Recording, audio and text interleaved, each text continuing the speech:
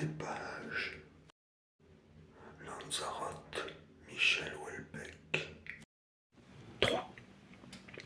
Si elle peut difficilement rivaliser avec Corfou et Ibiza dans le segment des vacances Crazy Techno Afternoons, Lanzarote peut encore moins, pour des raisons évidentes, se prêter au tourisme vert.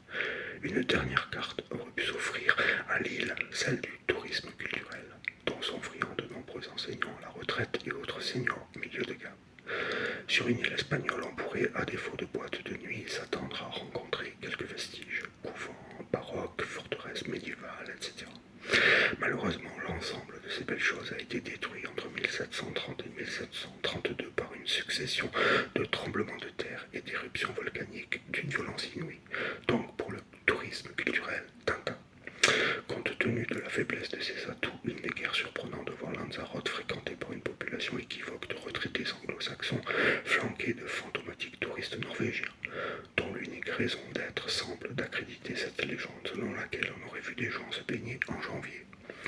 De quoi, en effet, les Norvégiens ne sont-ils pas capables? Les Norvégiens sont translucides. Exposés au soleil, ils meurent presque aussitôt. Après avoir inventé le tourisme à Lanzarote dès le début des années 1950, ils ont déserté l'île située à l'extrême sud de leur désir, comme l'aurait dit André Breton dans un de ses bons jours.